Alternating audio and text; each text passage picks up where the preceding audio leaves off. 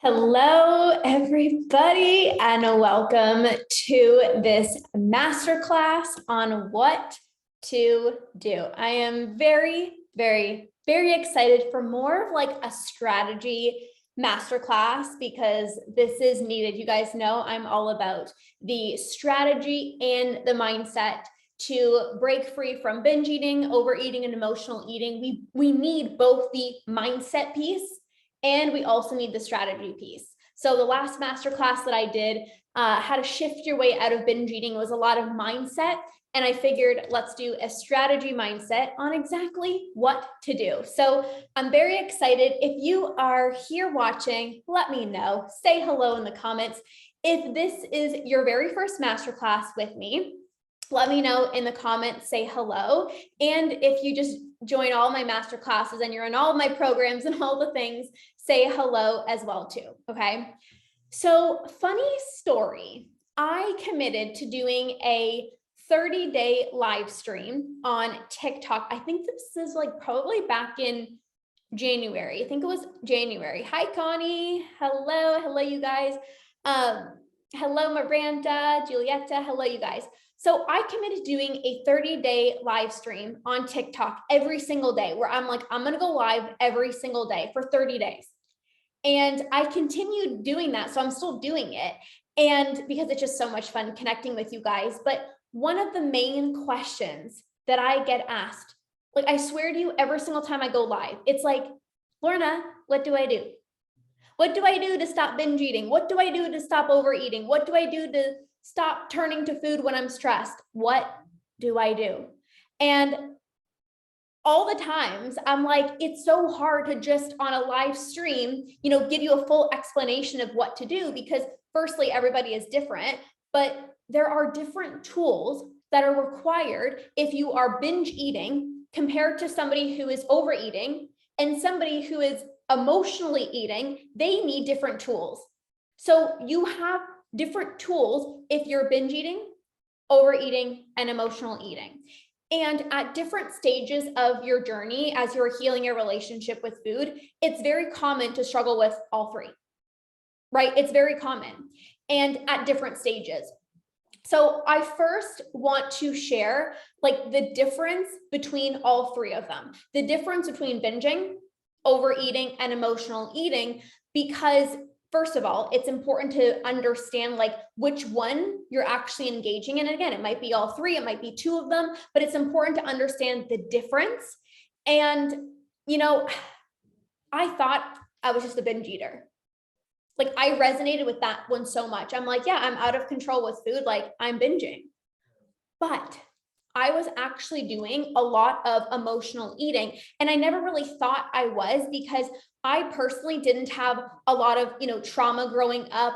I didn't feel like I was super stressed, but I look back and I was definitely self-soothing a lot. Okay. So let's break this down.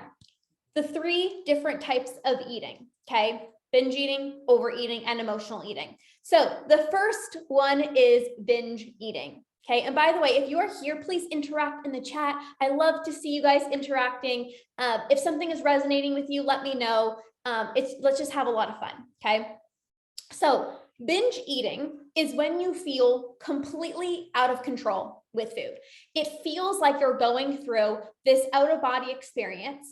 You know that you're full, but your body is like, let's keep going. I need more. Just one more bite, just one more bite, just one more bite. So you keep eating until you're physically sick.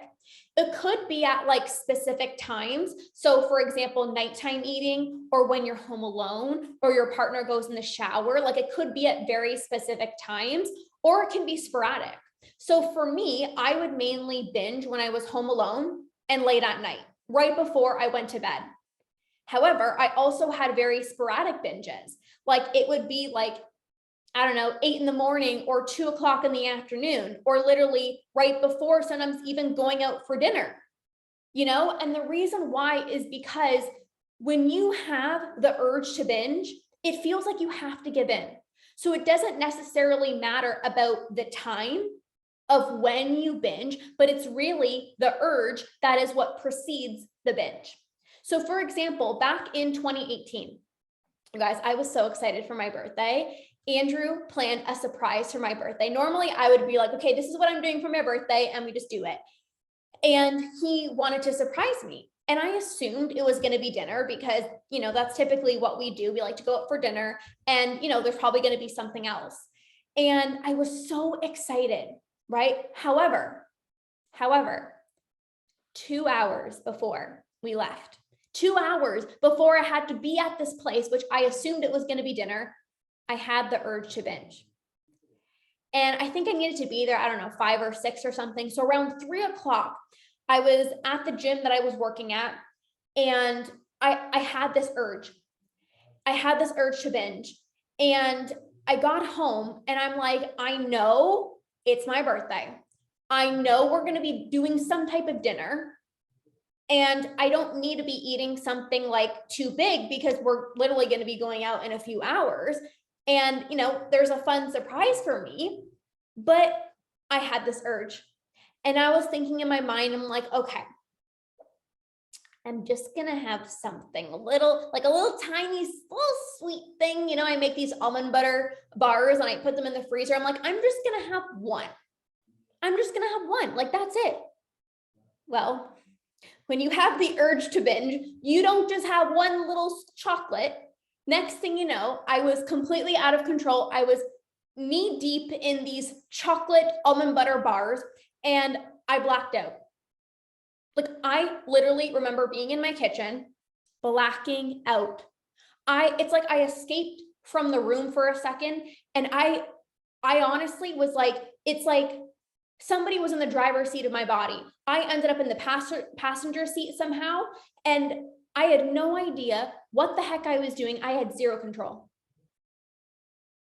And obviously I was beating myself up, not only because I just binged, but I mean, that's in and of itself really hard to manage with, but I'm going out for my birthday surprise in like 2 hours, but I couldn't help it. So binge eating, when you have this urge to binge, you can't just tell yourself, don't do it. We've tried, right? Like, I was fighting with myself. I'm like, don't do it, don't do it, don't do it. But once you have the urge, it feels so intense that you just have to do it. So this is one example of binge eating. The key distinction of a binge is really like the out-of-body experience, completely out of control, eating way past fullness, like you're physically sick. It feels like, somebody is taking over your body and doing things with food that don't feel like you. Can you resonate with binge eating? Yes or no in the comments, okay? It could be specific times, like I said, or it can be sporadic. Like, I honestly couldn't plan sometimes when I'd be home alone. So sometimes it'd be like 2 o'clock in the afternoon and I'd be binging, but I wasn't hungry, but I'm like, ooh, I'm home alone. This is my opportunity, right? So this is what binge eating is, okay? Yes, 100% in the comments. Okay. Now, the next one is overeating. Okay. And by the way, I'm going to give you guys tangible tools in just a minute, but I first want to explain the differences. Okay. Now, overeating. Everybody overeats from time to time. Okay.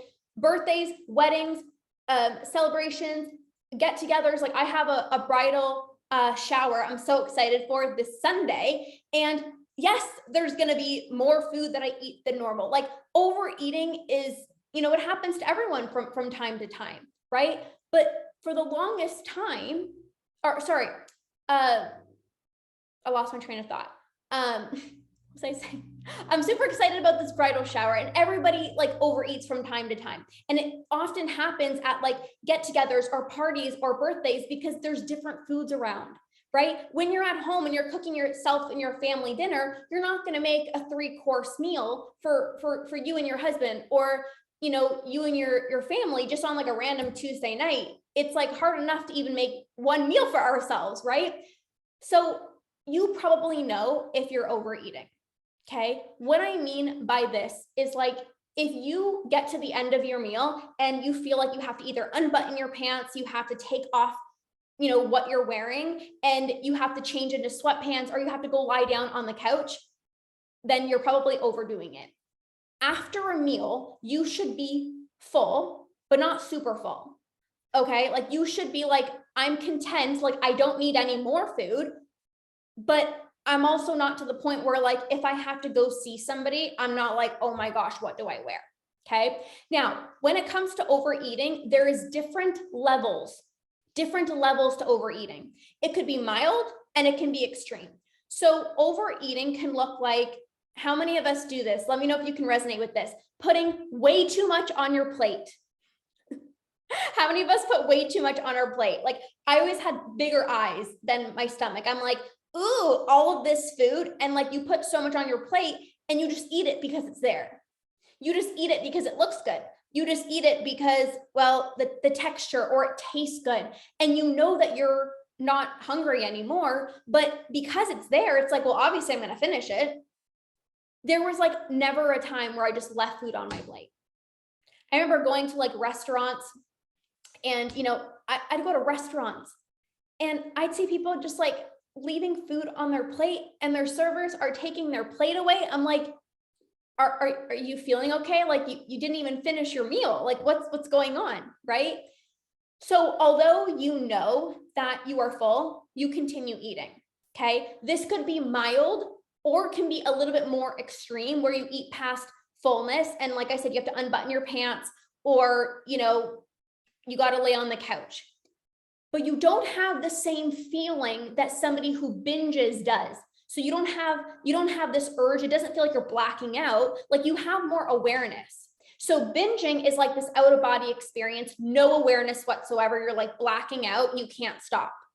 With overeating, it's like, you know that you're doing it, but it's just like, oh, it just tastes good. So I'm just going to get more. So let's say you eat too much pasta or you have a second bowl of cereal when you were full after the first one. Versus binging, it's like nonstop, eating super fast, no control, okay? Another example is like you finish your meal and you go up for seconds right away.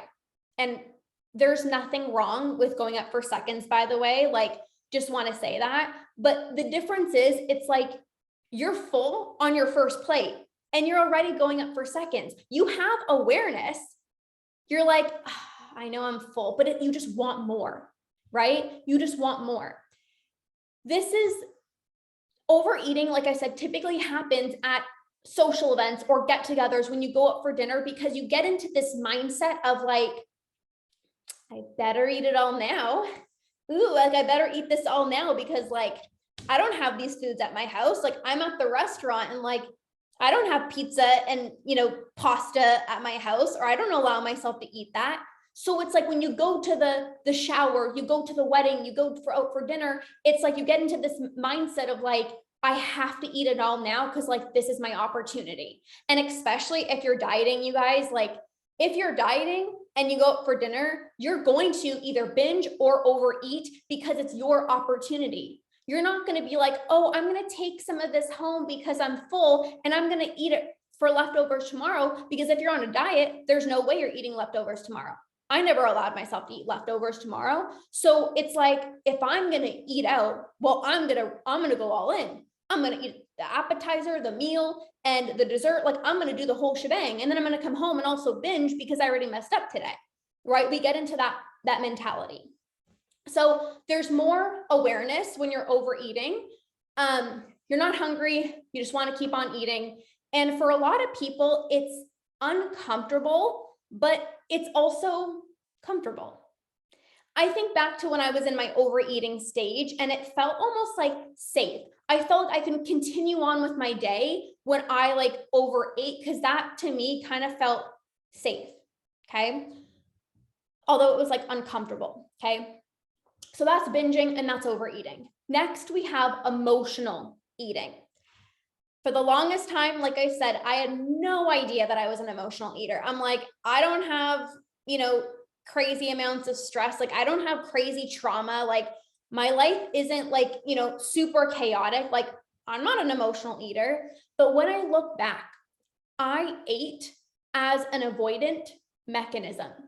So when I knew that I needed to do something, or I needed to have a hard conversation, or I needed to call this person, or, oh my gosh, I'm thinking about my to-do list and there's 9,000,000 things on my to-do list and I need to use food to soothe.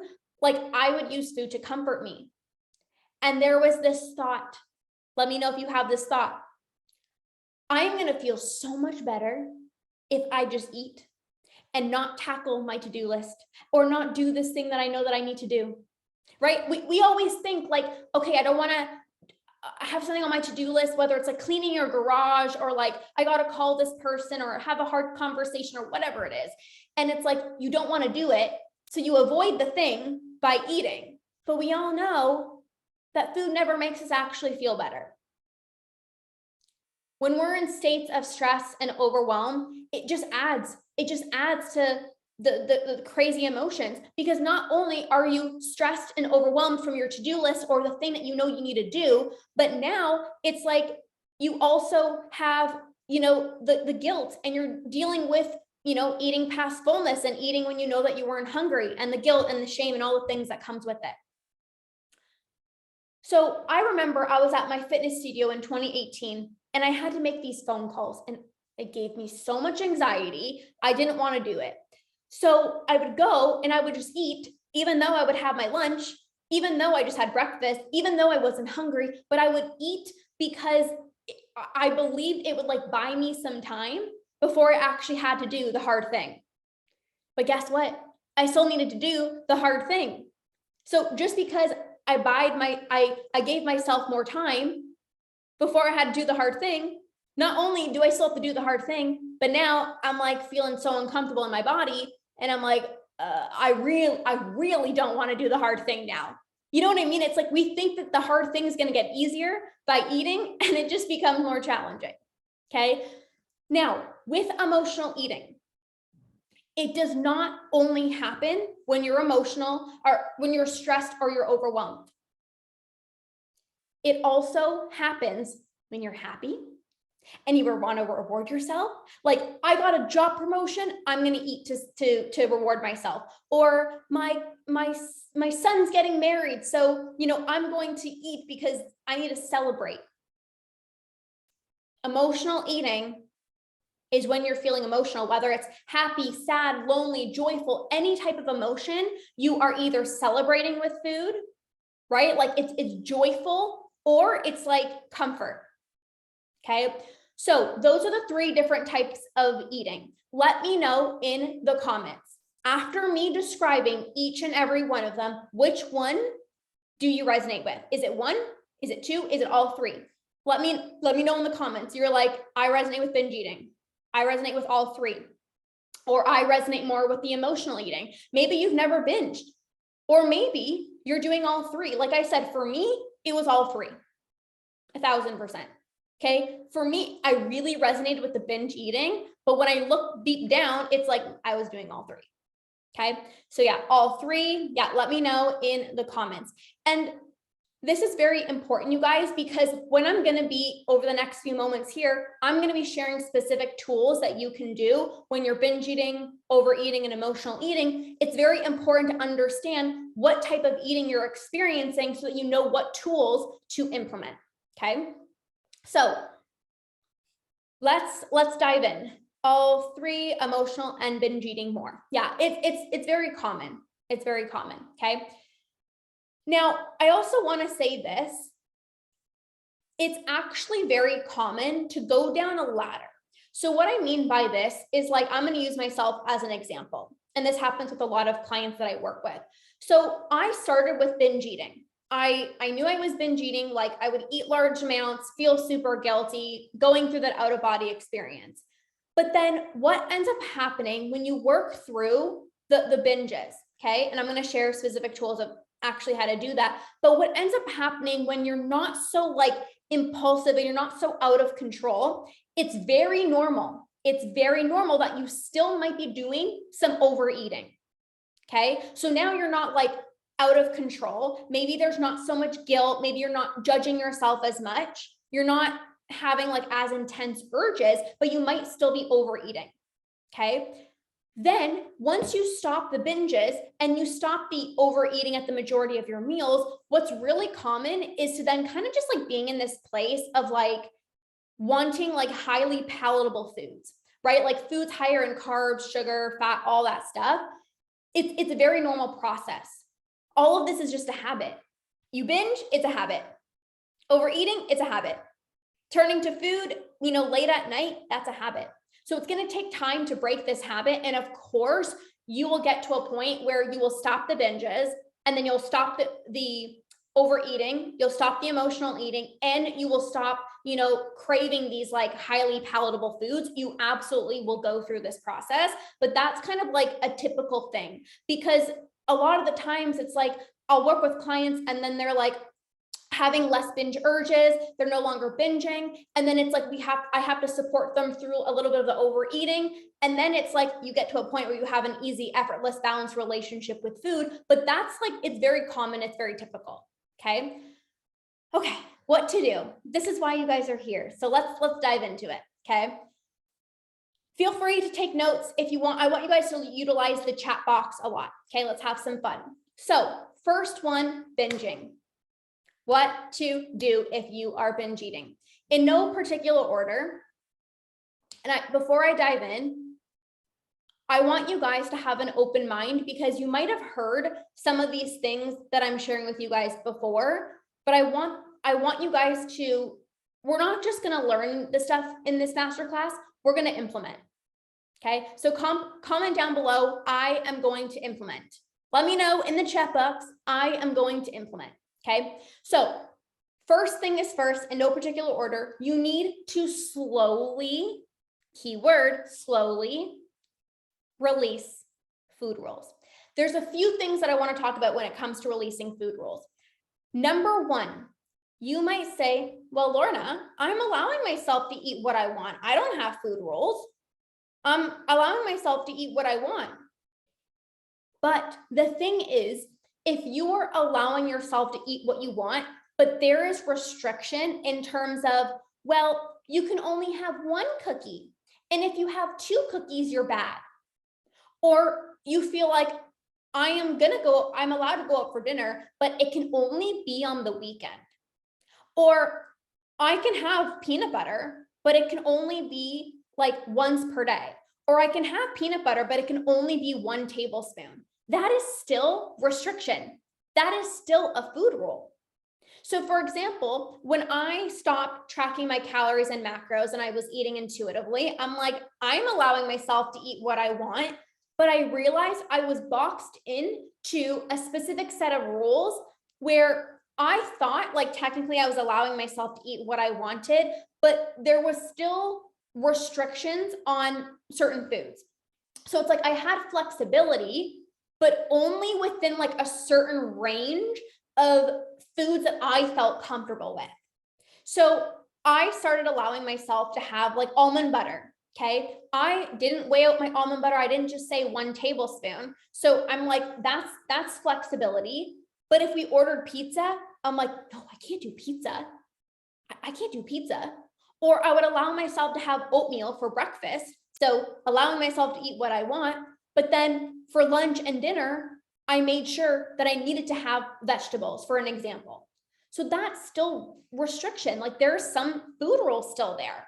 Having vegetables at like every single one of my meals. So I want you to think about this for a second. Are you truly giving yourself full permission? Because there's a difference between I am giving myself permission to eat what I want, and there's a difference between that and like, I am giving myself permission to eat what I want within my safe foods, with the foods that I feel safe with. Okay. The other thing is you might be allowing yourself to eat what you want, but you're still having mental restriction. So maybe it's not so much physical restriction. So you're allowing yourself to have the chocolate or the carbs or whatever it is, but every time you have them, you feel bad. This is mental restriction. You know that you're allowing yourself to go out for dinner, but the entire time you're so anxious. You're allowing yourself to have the chocolate, but the entire time you're just feeling so bad for the entire week. You feel like you need to compensate the next day. You need to make up for it. You do extra cardio or you restrict yourself the next day. That's mental restriction. Now, the last thing that I want to say when it comes to food rules is some people think, okay, you get to a point when you've been dieting for so long, and let me know in the comments, how long have you been dieting for? For me, it was 10 years. That's why my program is Ditch Decade Diets Academy, because we got to ditch the decades diets. Does that make sense? We got to ditch the decade diets. For 10 years, I was on a diet. So let me know how long you've been dieting for. But it's very common when you've been dieting for a really long time to just be so exhausted and so burnt out from dieting that you're like, I'm going to get rid of every single one of my food rules. Like, diet culture, bullshit. I'm done with this. Like, I am not having a single food rule ever again. I'm going to allow myself to eat whatever I want right now. Like, I'm going to go to the grocery store and pick up all my favorite foods. But you have to remember, when you are so used to these rules and you're only allowing yourself to eat certain foods, and then you flood the gates open and now you're telling yourself you can have absolutely anything that you want, well, that can actually leave you feeling more out of control, right? So let's read the comments here. Since I was 10, 15 plus years, 35 years, 45 years, off and on since I was a teen, and I'm 59. Yep. Never feel shame, never feel embarrassed. Like, this is such a safe place. Okay.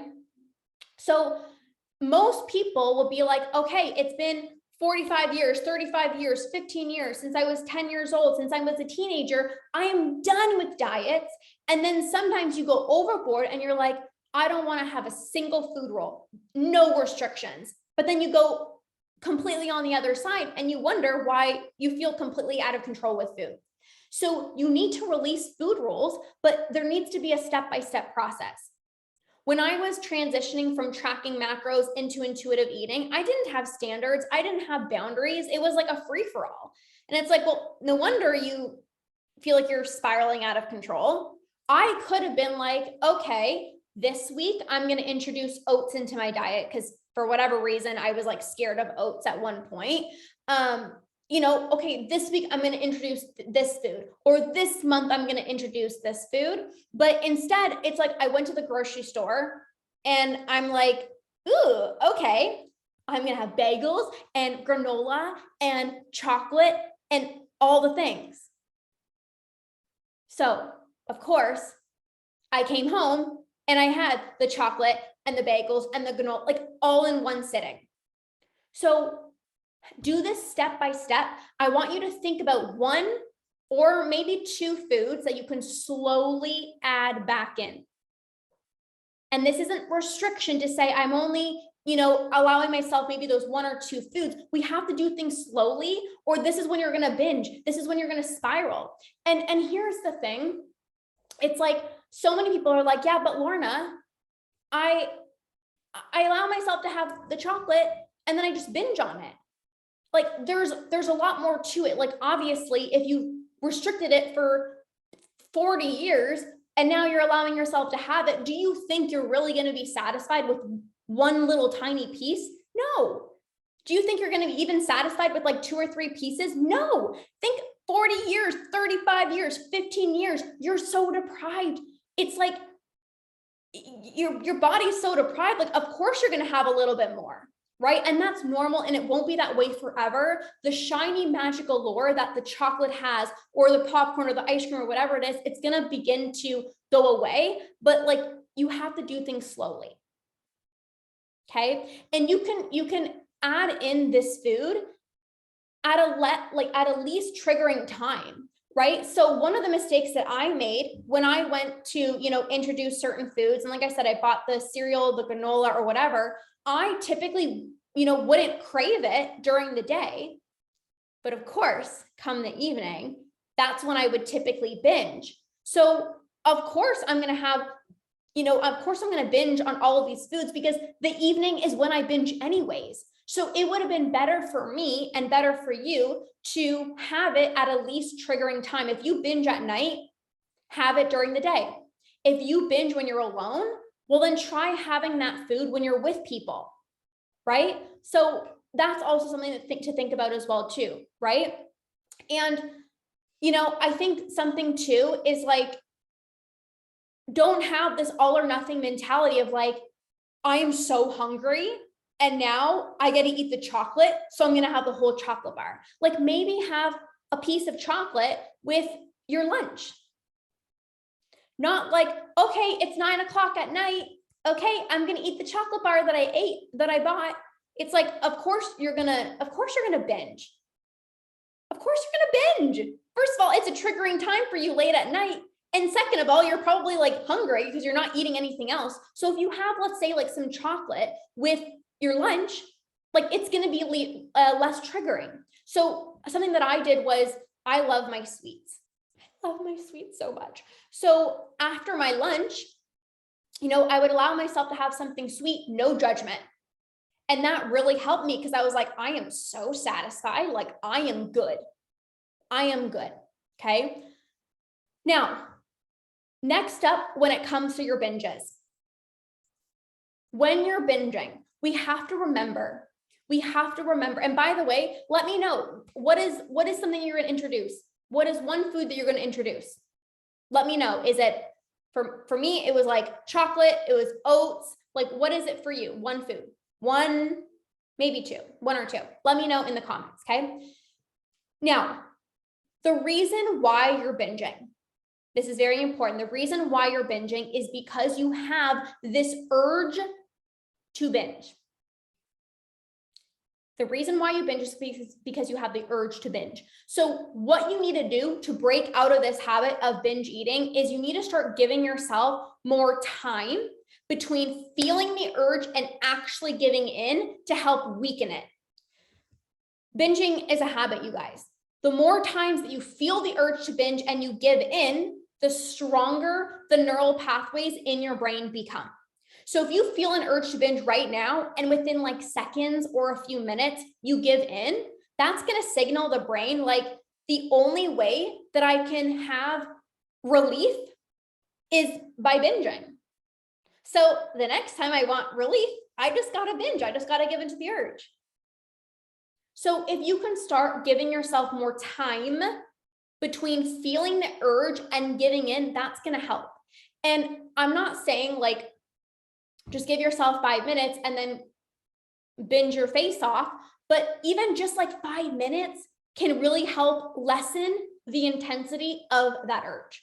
Okay. And maybe like the very first time you do this, you wait 5 minutes, then maybe it's 10 minutes, and then you extend the time 20 minutes, and then you extend the time. And eventually you'll get to a point where you stop feeling the urge because it becomes less intense. So the first time you do that and you give yourself 5 minutes, that lessens the intensity of the urge and it breaks the neural pathways in the brain. Then the next time you do it, maybe you do 10 minutes. And like I said, that's going to really weaken the neural pathways in the brain to break this habit pathway. Okay. So creating more time between feeling the urge and giving in is going to be really helpful. Okay. Another thing that I talked about with mental restriction earlier is to please stop judging your food choices.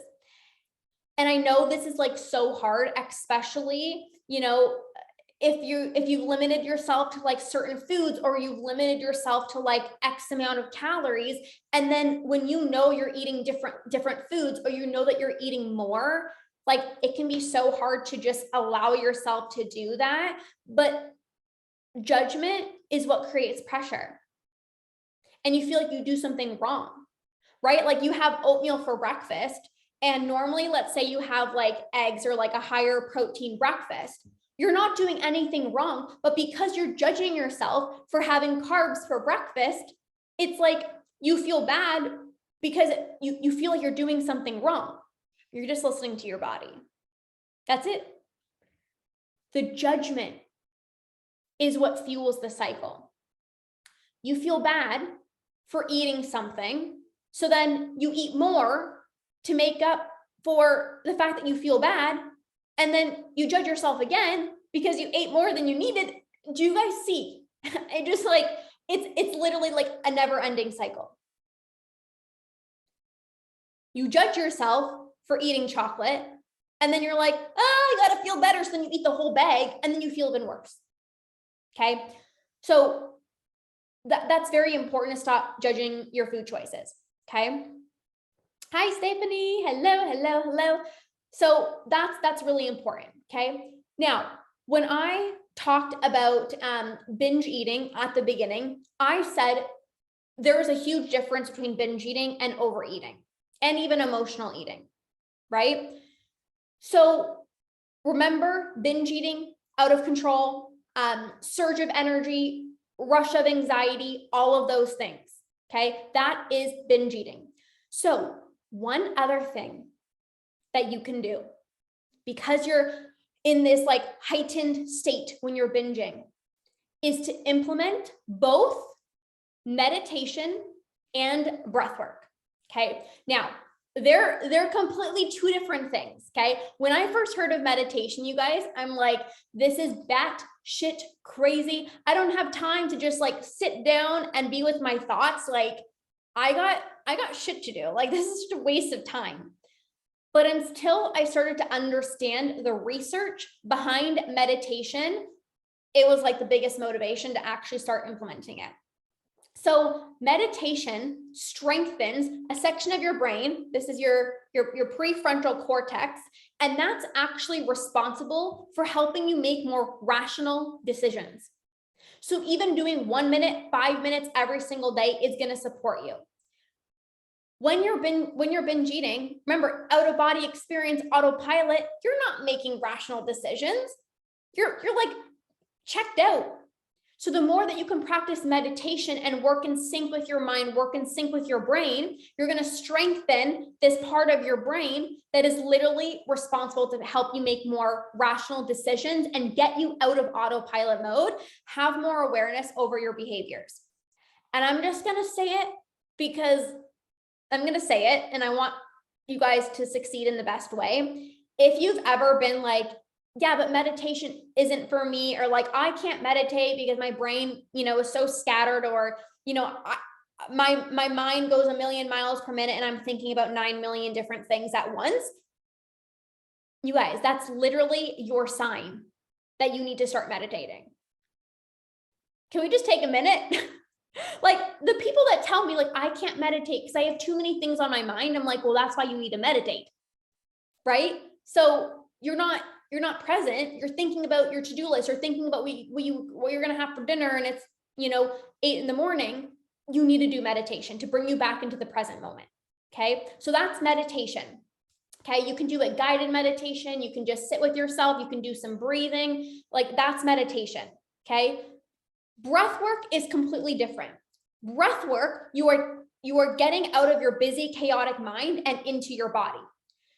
So with meditation, it's like, let me sit with myself. So and let me try to not latch onto my thoughts.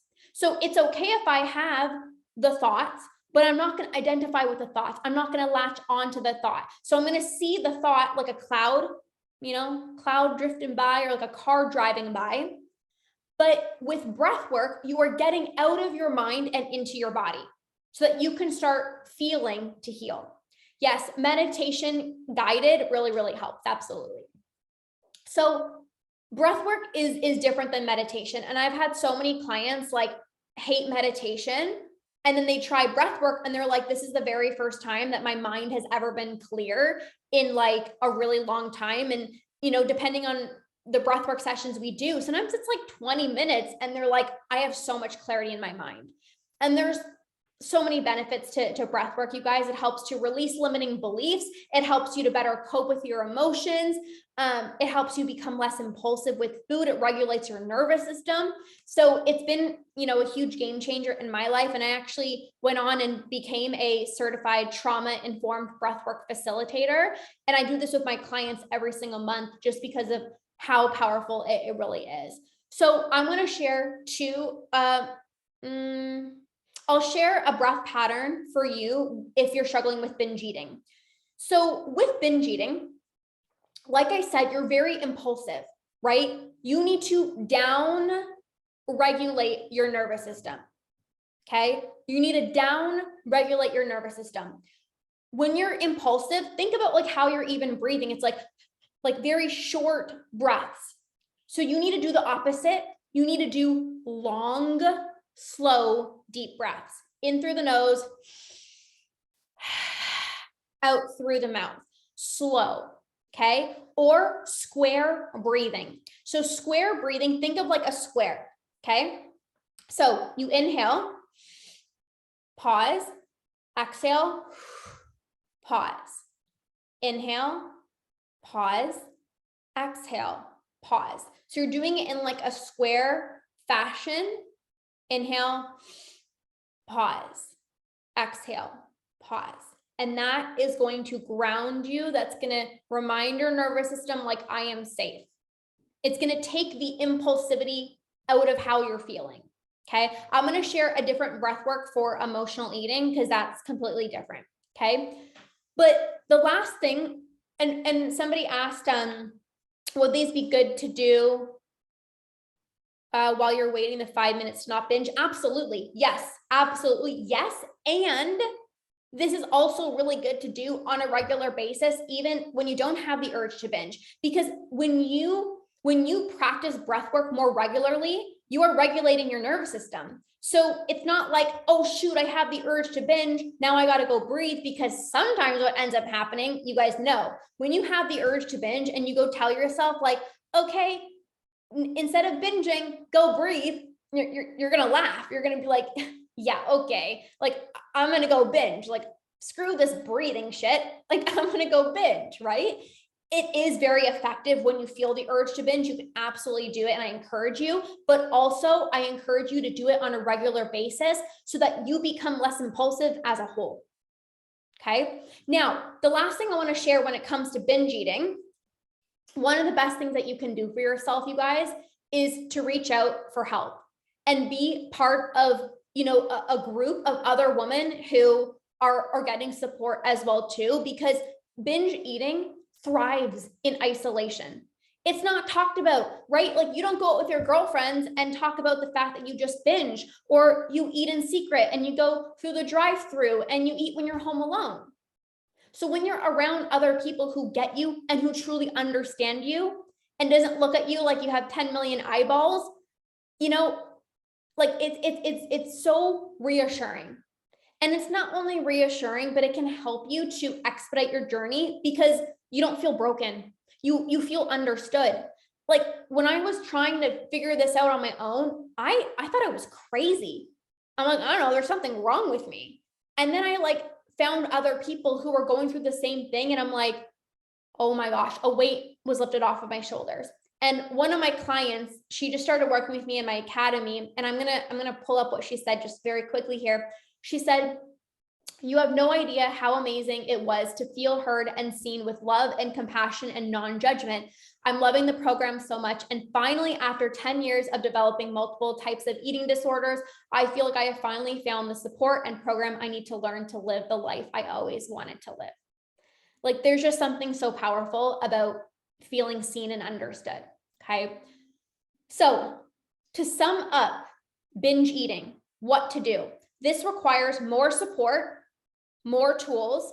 Learning how to rewire your brain is critical in this phase. And then surrounding yourself with what other women who can really help you to feel less alone as you're navigating those binge intense urges, it's going to be really supportive. Okay. We're going to move on to overeating. Okay. So that was what to do for the binge eating aspect. Now we move on to overeating. So maybe you've never binged, or maybe you've never binged and you've always just kind of overeaten or whatever, or maybe you've stopped binging and now you're in that overeating phase. This is going to be really helpful. Victoria says, yes, your private groups and personal coaching has helped me not feel so crazy and out of control, and I can be completely truthful. Yes, I love having you, Victoria. So sweet. Thank you. So when it comes to overeating, the most important thing, you guys, literally the most important thing that you can do to prevent overeating at the majority of your meals is to make sure like all of your meals are satisfying. And I say this in every single one of my trainings, and I don't care if I'm going to repeat myself, because when I say that this has really been a game changer, like I truly mean it. But so many times there is fear. There's fear in eating the foods that actually satisfy you because the fear of weight gain or the fear of calories. But if you don't satisfy yourself, you're going to keep on eating. So this could either be specific foods or it could be adding specific things to your food. So for example, let's say you really want pasta and you're like, oh, I'm craving pasta, but I can't because the calories or it's too high in carbs. So I'm going to have miracle noodles, or I really want rice. Anybody else love basmati rice? My husband and I are obsessed with basmati rice. Like I can eat it for breakfast. I can eat it for lunch. I can eat it for dinner. And some days I do. Like it's just so good. Let me know if you're a basmati fan. Okay. But anyways, instead of rice, maybe you're like, I want rice, but you're like, oh, too high in calories or too high in carbs. So I'm going to go get cauliflower rice. And you know that that does not taste the same. So it does not give you the same level of satisfaction. So what ends up happening is you have the miracle noodles or you have the cauliflower rice, and because you're not satisfied, you either go find something else and then you either overeat or you binge, or you end up having, you know, the rice in the first place or the pasta in the first place, right? Basmati, it smells so good, right? Oh, my whole house, I feel like it smells like popcorn. I don't know. It's just weird. So that's that. There's that. The other thing I see with adding food, let's say, for example, you're having a bowl of oatmeal and you're like, this would be so good with some bananas, but I should probably have blueberries because they're lower in sugar. Or this would be really good with almond butter, but that's too high in calories. So I'm just going to have plain oatmeal. Again, it's like, sure, you're giving yourself permission to have oatmeal, but because you're not adding the foods that you really want, you're not actually satisfied. Like I can't have a bowl of oatmeal without my almond butter. It's not the same. Like sure, oatmeal by itself is good, but like the almond butter and the blueberries and the banana, like tops it off. I never forget one of my clients in the academy, she ordered some food, and there were like some sauce on it or whatever. And normally she would do everything that she could to like take the sauce off because again, calories and all that jazz. But she was like, I literally cannot believe how much more enjoyable the food was when I didn't stress about the sauce. I was so satisfied. She's like, I stopped when I was full because I was satisfied. And we all know what would have happened if she would have taken off the sauce or whatever. The food probably wouldn't have tasted as good.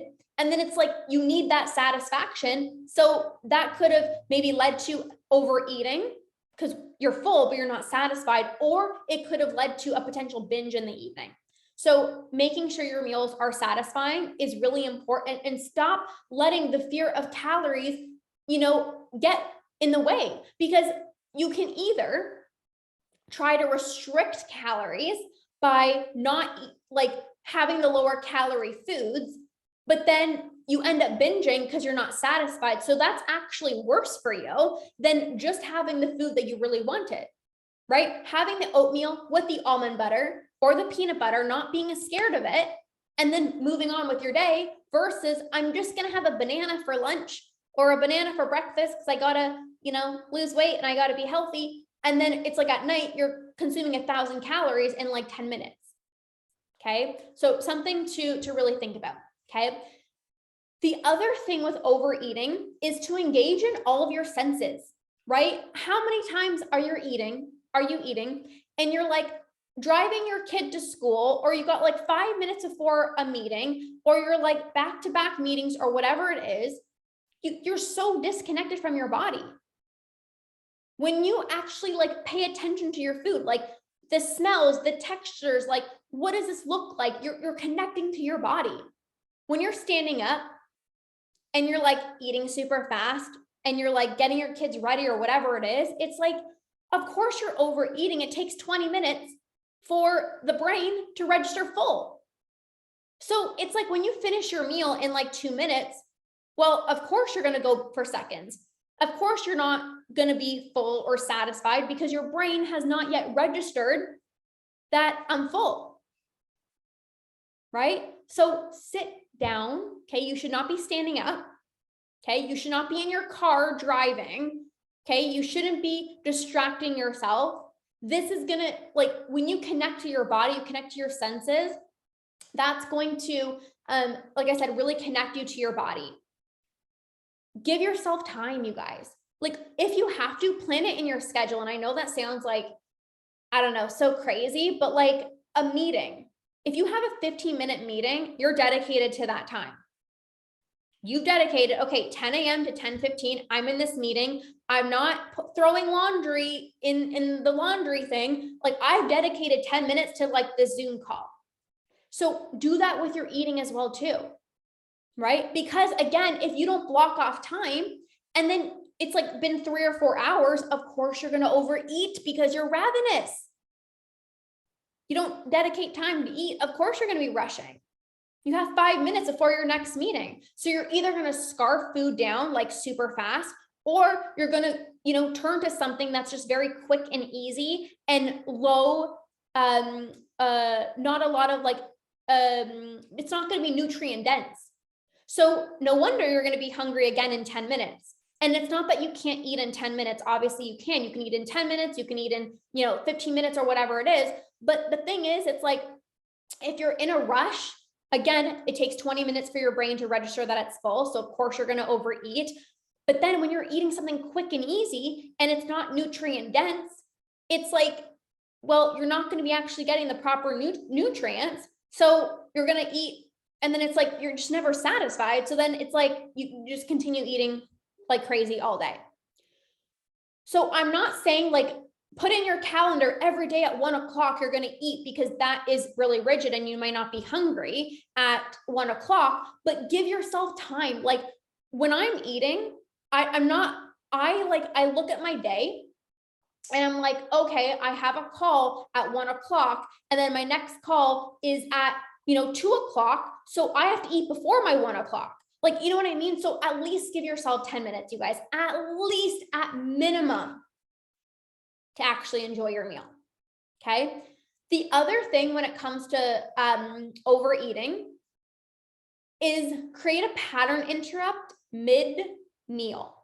So I like to use like a grounding exercise, because when you're grounded, then you're more connected to your body.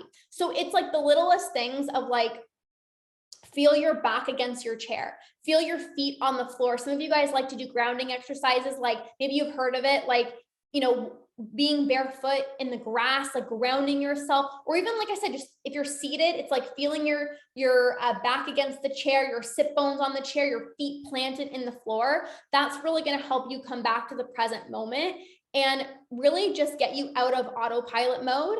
So you're not eating super fast. And it gives you a moment to check in with yourself. Like, do you want more food? Are you even hungry? Are you full? Maybe you're like, yeah, like I'm still full. I got to keep on eating. Or maybe you can take a moment after you grounded yourself and you're like, wow, like I have way too much on my plate. Like I have way too much on my plate. So I'm actually good, right? So some things to think about. So with the overeating, food needs to be, satisfaction needs to be a priority, and you got to slow down and focus on the mindfulness piece. Okay. Grounding exercises, checking in with your senses, all of those things. Okay. Okay. How are we doing? How are we enjoying this so far? Let me know in the comments before we go to the last piece on emotional eating. Let me know. Okay. So emotional eating. Maybe you've never been a binger. Maybe you've never been an overeater and you just always turn to food for comfort. Or maybe it's like you used to binge and then you stop, and then you used to overeat, but then you stop that. But then it's like, now you're just emotional eating and you're turning to food, when you're bored, you're stressed, you're having a bad day, or whatever it is. Okay. Everything makes sense. Love the tips. So useful. I love the tool of eating the trigger food, not when you used to binge. Yes. Amazing. I'm so glad. Okay. So first things first, when it comes to emotional eating, it is not about the food. You are hungry, so to speak, for something outside of food. So as human beings, we all want to feel seen. We want to feel loved. We want to feel accepted. We want to feel like we belong. And when you don't meet those needs personally yourself, or you don't get those needs met by other people, that's when you turn to food to try to get those needs met. So some of my needs, I'm going to share some of my needs to hopefully give you examples, and maybe you can figure out what your needs are. One of my needs was safety, because I was anxious all the time, you guys. Like, especially when I was tracking my food, I was so concerned about like how much I was eating, how much I was eating, what I was eating, if I was going out for dinner, like all the things, right? So I needed to, I was looking for safety. Like, I was just so anxious all the time. Another need of mine was belonging. So I grew up and I honestly, like, I never felt like I belonged. Like, I felt like the outlier. I don't know, like I didn't drink, I didn't stay up late. Even when I went to university, like I felt like this oddball out. And a lot of the times I would never, hang out with people. I would barely attend social events. So it's like, no wonder why I didn't feel like I belonged, because I really isolated myself. So I turned to food because it's like, I felt like I belonged with food. You know what I mean? It's like, if I didn't feel like I belonged with this friend group or whatever, it's like I belong with food, like right here with food. It brought me so much joy and comfort. Another need was acceptance. And it's so interesting because you need to accept yourself before other people, before you can like even receive compliments, right? Think about compliments. How many times do you get like a compliment for like maybe your husband or a partner or a girlfriend is like, oh, you're so beautiful. And they can say like the nicest things, but you literally like don't accept it because you don't believe it to be true. So not only, get this, not only are you blocking this need from being met yourself because you're not accepting yourself, but then you're blocking this need to be met by other people, right? It's like you want to feel accepted, but this compliment is being said to you, but because you're not accepting of yourself, you can't accept this compliment. So now you're not meeting your own need of acceptance, and you're also not allowing your needs to be met by other people. Boom. And we need our needs to be met. Right? Like, you need to meet your own needs, but then you also need to meet your needs by other people as well too. And this is why I will always talk about community and connection, feeling seen, feeling validated. It's so important. So what are some of your needs? Maybe it's safety. Maybe it's comfort, validation. You know what I mean? Like acceptance, feeling seen, like, you know what I mean? Like, we all have these needs. And then you have to ask yourself, how can I start meeting these needs regularly and also get them met through other people? Connection is, like I said, a huge human need. Like, I avoided social events for the longest time. And I never forget this one time in grade 10, my friends invited me over to a party, and it was like 7:00 at night. I'm like, I'm ready for bed. I'm like, 7:00. I was crazy. I literally was on the treadmill because #goals. But I'm like, there's no way I'm going out because number one, I'm ready for bed. Number two, I don't feel good in my body, so I don't want people to see me. Number three, I don't drink, so I'm going to feel isolated. Number 4, I don't want to eat crap, right? Because when you go to a party, there's always like chips. There's not like organic fruit and vegetables, like it's crap food. Number 5, I'm going to get home late, so I'm not going to be able to work out in the morning. Or if I do work out, it's going to be a crappy workout because I'm going to be so tired.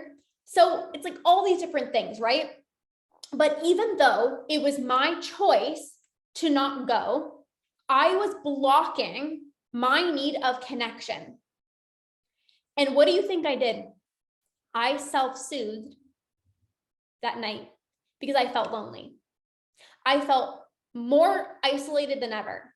There was so much shame in me saying no. Like, I'm always the friend that says no. I'm always hiding my body. All I care about is my body and the way that I look and what I'm eating and all that stuff. So I sat there eating that night, trying to make me feel better, when really, like, I could have just went and, got this need of connection.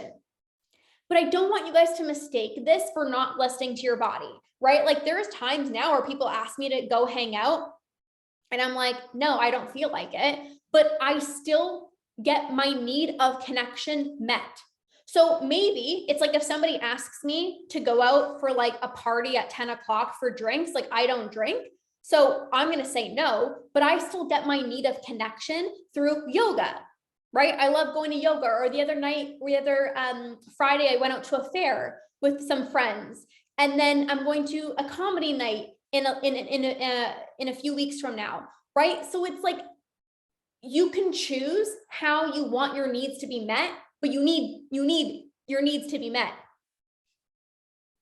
right? This is really important.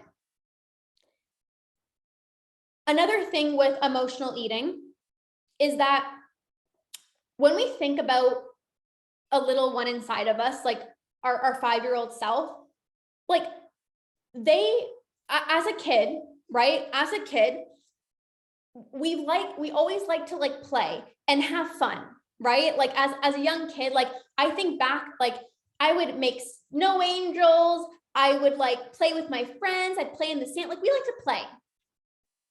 You play, but then you also need to unwind and rest, right? Like, even as a kid. But now as adults, we have this story in our mind of like, I can't have fun. I'm an adult. Or I can't rest. I need to work hard. I can't play. I always have to be doing something like productive, right? And so many people that I work with have like this hustle mentality. Like, I always need to be doing something. I have to say yes to all the things, and I need to stay busy all the time. And sure, if you enjoy that, great. But you also need to unwind. You need to let loose a little bit. You've got to go have fun. And when I was in my coaching program, so when I reached out to a coach and I was in this program, I remember this coach telling me, like, what do you do for fun? And I laughed. I'm like, work. This is like 2019. And I'm like, I work.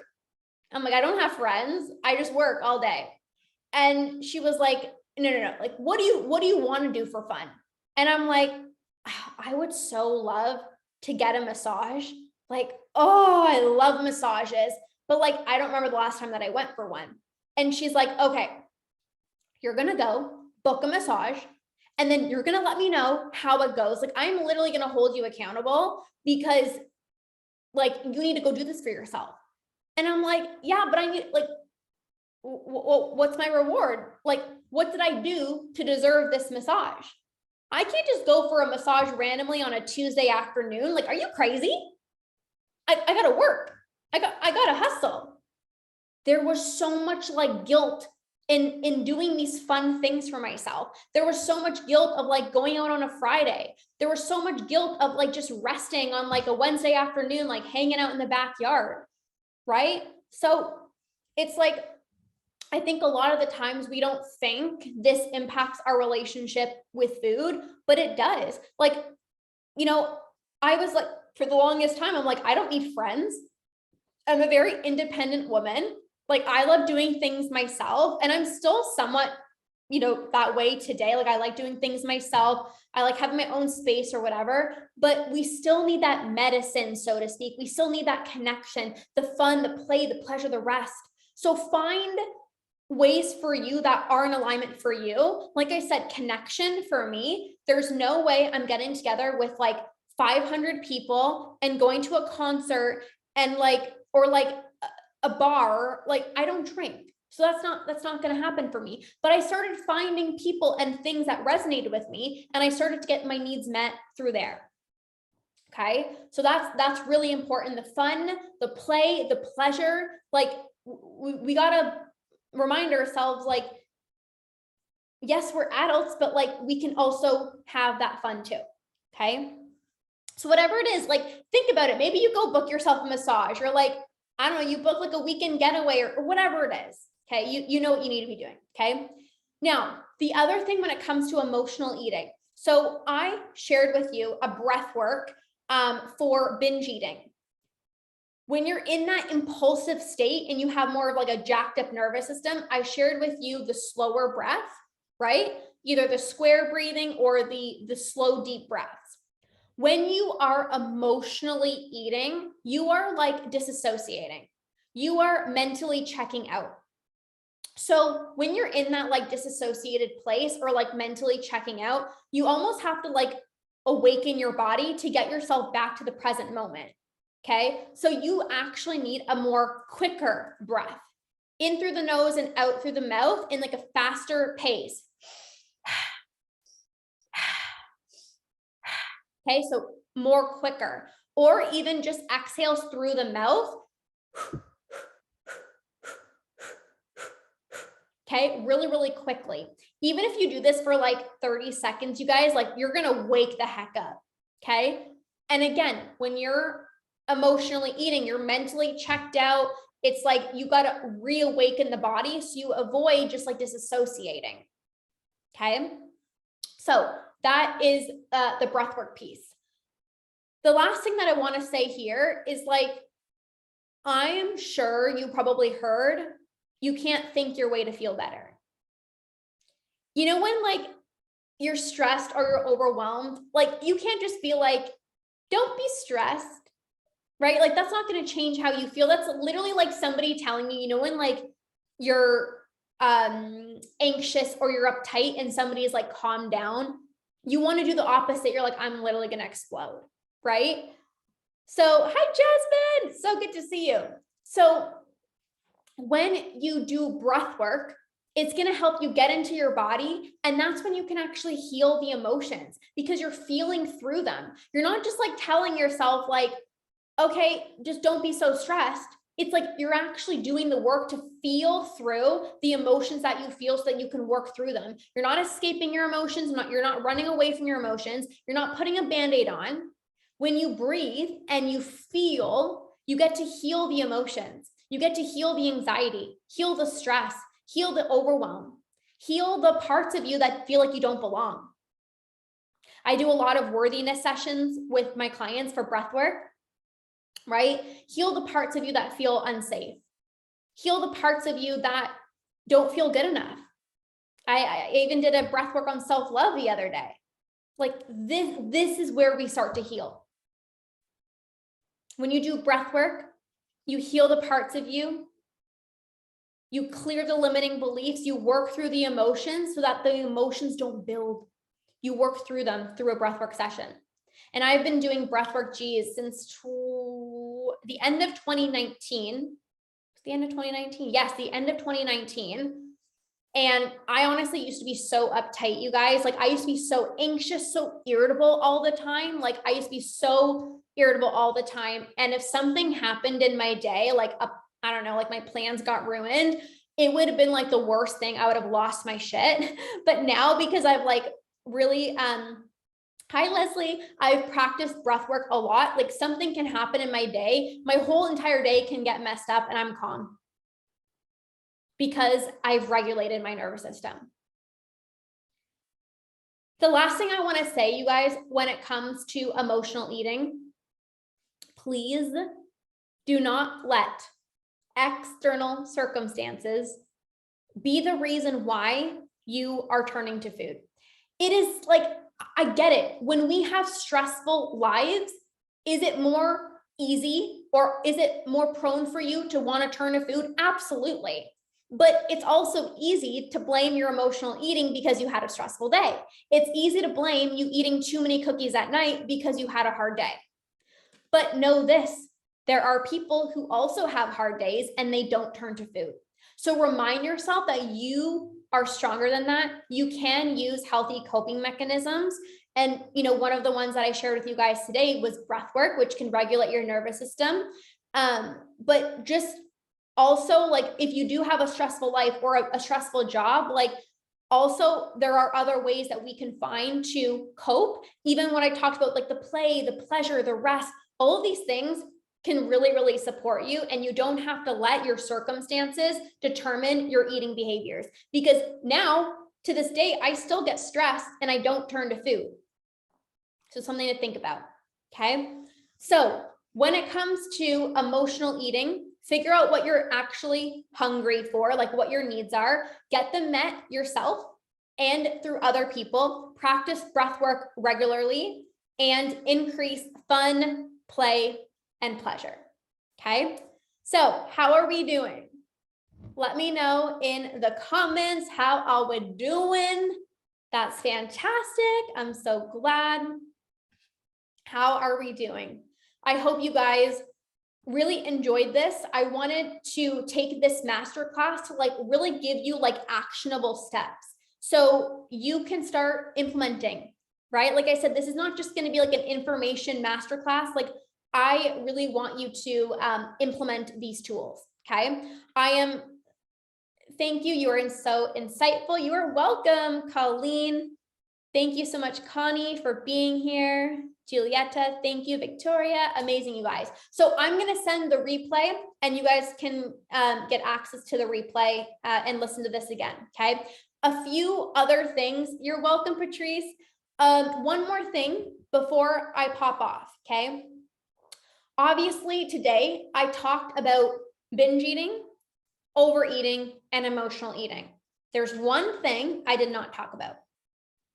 That's also foundational to healing your relationship with food, and that is body image. The reason I did not include it in this masterclass today was because I have an entire program starting on Thursday on healing body image. It is called Body Image Boost. So this is a deep dive into healing body image, cultivating self-love, and feeling confident in your own skin. And this is foundational to a healthy relationship with food, because how many times it's like you step on the scale, you don't like the number on the scale, and then it's like we self-soothe with food. Or we see ourselves in a photo, we don't like what we see, so we just end up eating 10 brownies because we don't like the way that our body looks. Healing body image is really foundational. If you don't feel good in your own skin, it's really easy to not have those satisfying meals. It's really easy to not want to release your food rules. So this is going to be such an important program. I'm so excited. We're starting on Thursday. It is on early bird pricing until Thursday. So once we start on Thursday, the price jumps up.